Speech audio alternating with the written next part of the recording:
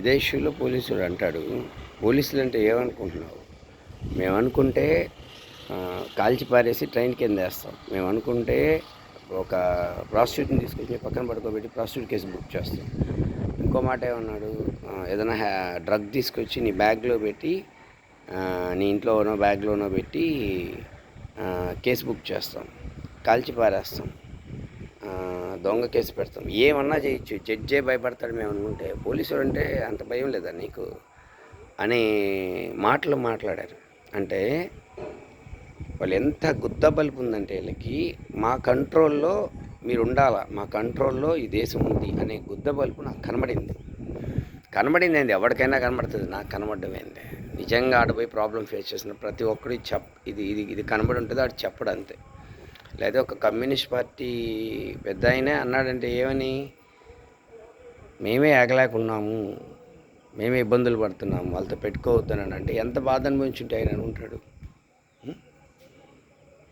దాని అర్థమైంది, ఎంత దుర్మార్గం తాండవిస్తుంటే ఆ పదం అంటాడు. నా మంచి కోసం ఆయన చెప్పాడు. అంటే ఇక్కడ ఎంత దుర్మార్గం జరుగుతుందంటే, ఒక విధంగా టెర్రరిస్టులు వీళ్ళకి ఏం తేడాలే. టెర్రరిస్టుల కంట్రోల్లో ముస్లిం దేశాలు ఎలా ఉన్నాయో, ఈ లైసెన్స్డ్ టెర్రరిస్టుల కంట్రోల్లో ఇండియా ఉంది.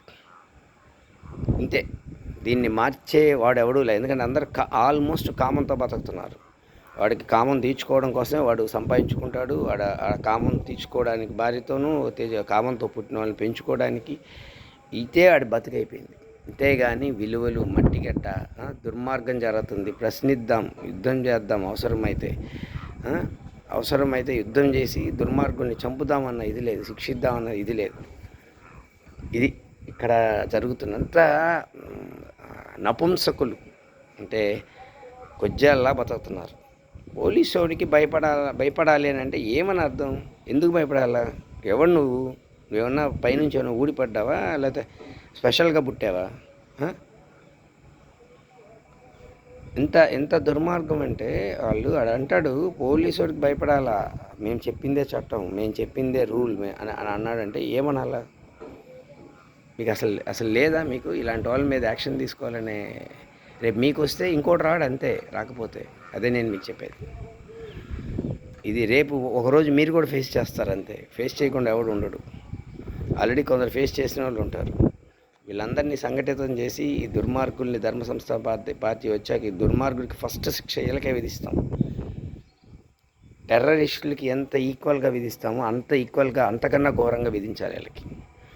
ఎందుకనంటే వాడికి నాలెడ్జ్ లేక వాడిని టెర్రరిస్టులని వాడిని పెంచిన విధానం అలా ఉంటుంది. ఈ గుంపు ప్రజాస్వామ్యం పేరు లవడా పేరు చెప్పుకొని ఈ గుంపు జాబ్ లవడా రిజర్వేషన్లో జాబ్ కొట్టి దోపిడీ, మామూలు దోపిడీ కాదు, మామూలు రౌడీజం కాదు, మామూలు దుర్మార్గం కాదు. రక్తం ఉడకుతుంది, 4:45 పొద్దున్న టైం. ఇప్పుడు ఇదో ఈ చెయ్యి నొప్పి.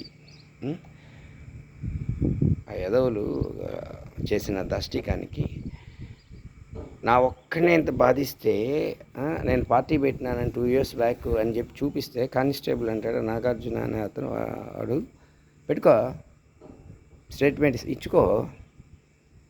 గుద్ద బలుపు ఉందంటే వాళ్ళకి, అణువణువున గుద్ద బలుపు ఉంది. దించుతా.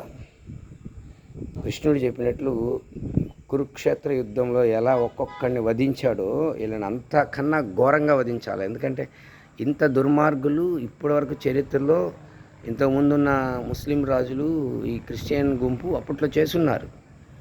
మతం మారలేదని చెప్పి వక్షోభాలు కోయడము, చంపడము, కాలు చేతులు తీసేయడము, బ్రతికుండంగానే ఇనప చువ్వల్లో గుచ్చడము, కళ్ళు పీకేయడము, ఛత్రపతి శివాజీ కొడుకు సంభాజీ చేసినట్లు. ఇంత దుర్మార్గం అప్పుడు ఎడ జరుగుతుందో ఇప్పుడు కూడా అదే పోలీస్ స్టేషన్లో జరుగుతుంది, సైలెంట్గా జరుగుతుంది. అయితే అదే జరిగేది. ఆ దుర్మార్గులకి, ఆ నీచులకి, ఈ నీచాతి నీచులకి ఏం తేడా లేదు. ధర్మ సంస్థాపన దేవుడు అందుకనే చూపించాడేమో ప్రాబ్లంని. వీళ్ళ సాక్షిగా కలియుగ కురుక్షేత్రం ద్వారా ధర్మస్థాపన చేసి తీరుతాం, ఈ దుర్మార్గుల్ని ఏరి తీరుతాం. ఒక్కడినంటే ఒక్కడిని కూడా వదలం. దానికి నాకు కావాల్సిన కనీస సపోర్ట్, కనీస మెయింటెనెన్స్, కనీస ఒక బ్యాకప్ సపోర్ట్ ఒక రక్షకుల్లాగా నా వెనకాల నాతో పాటు నేను సైతం ధర్మస్థాపనలు అంటూ ఉండాలనుకునే వాళ్ళు రండి. ఛానల్ కూడా అదే కావు. కనీసం ఒక 50 పంపలేరా మంచి పనులకి? బతికి మీరు పొయ్యాక ఎవరికి ఎత్తుకుపోతున్నారు? ఎంతమంది పోతున్నారు? ఏమైనా ఎత్తుకుపోతున్నారా? మీ నెక్స్ట్ జనరేషన్ బాగుండాలంటే ఇలాంటి వాటిలోకి రండి. ఎత్తిపెడితే బీరువాలో ఏం ఉండదు, వాళ్ళు మిమ్మల్ని వదిలిన అవుతారు. ఇదే జరిగేది.